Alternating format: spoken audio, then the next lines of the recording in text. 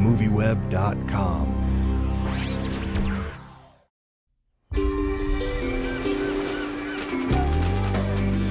In both kids, it's the heart that's the real threat to their lives. How much more time do we have? Megan, maybe a year. Patrick, less. I wish that we had a drug to treat Pompeii, but we simply don't. I'm sorry. Dr. Stonehill. Yeah. This is John Crowley. All the researchers out there say that you're a genius on the verge of a scientific breakthrough. I'm not on the verge of anything. How much would it take to prove your theory? The odds against you are crushing. So where does that leave your kids when the dad has no job and no health insurance? You're right. This is crazy. But I can't just sit around and wait for my kids to die. So I wanted to begin by, I know that actually the genesis of the project was that you read an article in the Wall Street Journal and in the book, and that you, as a producer, really championed this project. So I was wondering, what about the story really compelled you and made you think it would make a wonderful movie? Well, first of all, I was working with Michael Schamberg and his partners to develop material for myself. So any story that we found was one of the principal objects was to make a part in it for myself. So we came across the story of John Crowley and his family in the Wall Street Journal, read a book by Greta Arnon, which followed up on it and filled out the story. And we thought that this was have the opportunity to make a moving and important film about what the Crowley family went through. And then, since the character I play is a complete fiction, we had the freedom to make up a character which we thought would be entertaining and helpful in creating drama and tension, and finally, an ally for John Crowley. So in the film, your character, John Crowley, has this really devastating scene where he's talking to a doctor, and the doctor says that it would be a blessing for his child to pass away. And I know you're a father personally, so I'm just curious, how was it doing that scene, and can you talk a little bit about the devastation of that? Come on. Any parent who sees that their child might be in harm's way, let alone their life, and being given a directive to or suggestion or the straight dope that go and enjoy them while they're still with you, because they're not expected to live past the age of 4 or 6. And for the benefit of those watching, the reason why is because John Crowley, who very much is alive and exists and runs a biotech in Jersey, I was hanging out with him like 3-4 days ago, has 2 kids with this rare lysosomal disorder that affects the body and the muscles in a way that it atrophies and the organs enlarge, in particular the heart. He needed a special medicine, call it a silver bullet if you will, and there was no treatment available to him. He left the safety of his corporate job, his health insurance, and he went out and he galvanized a team of researchers, scientists, investors. In particular, in the world of extraordinary measures, he meets up with a Dr. Stonehill, who's an irascible renegade, Harrison Ford, manages to sort of tame him and befriend him, and they have a begrudging respect for one another, as they both have separate aims. Given in science, objectivity is key, and in the life of John Crowley, subjectivity is key, because he wants his children to live, and he will do anything for that, to achieve that.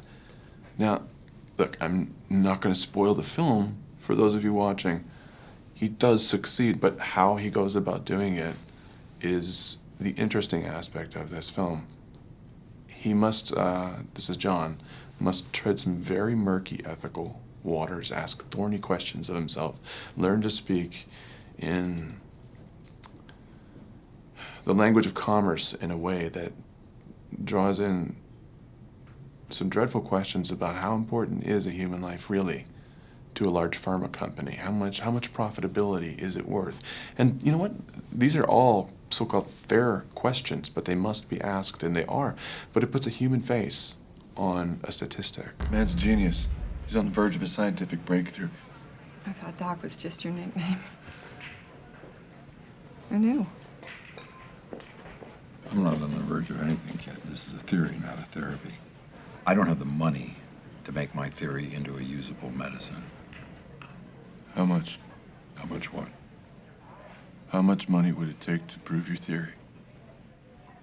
I'd need $500,000 just to fund the lab work. That's why you need me. I need you? Why? Because I'm the founder of the Pompey Foundation for Children.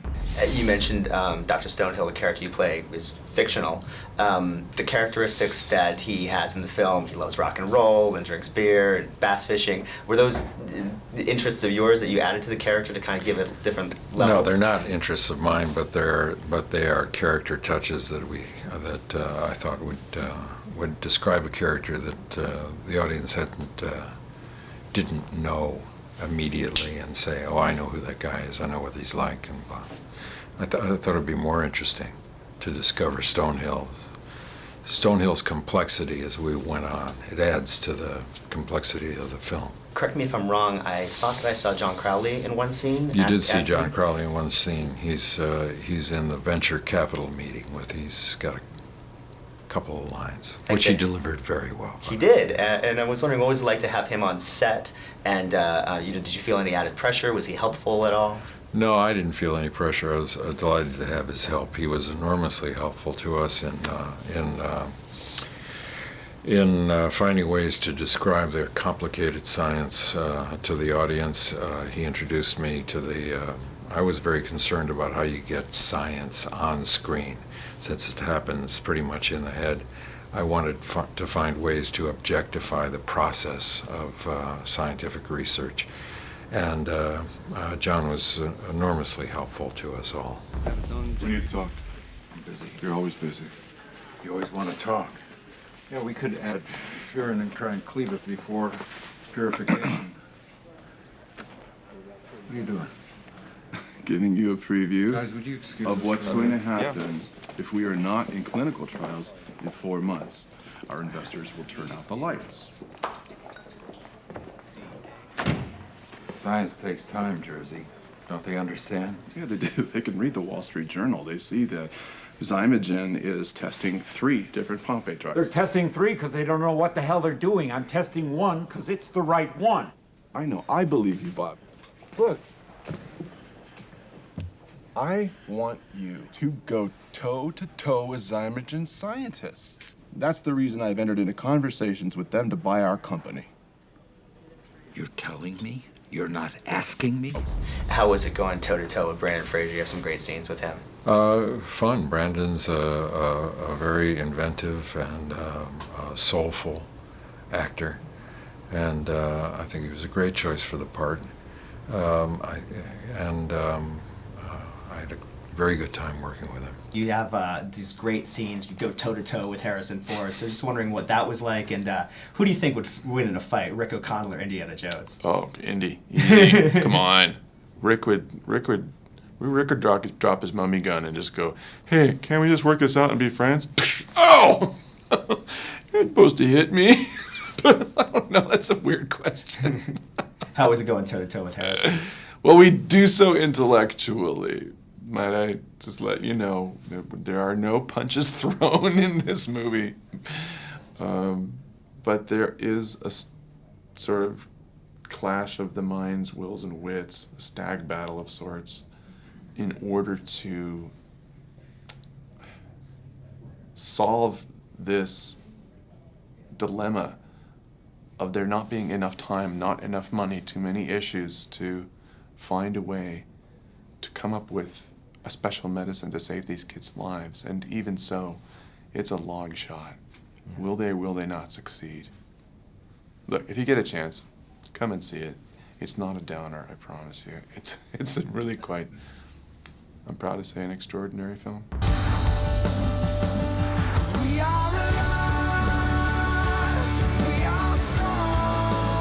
Do you remember you told me that I should stop chasing miracles? Well, don't get your hopes up, kid. Say Hail Mary.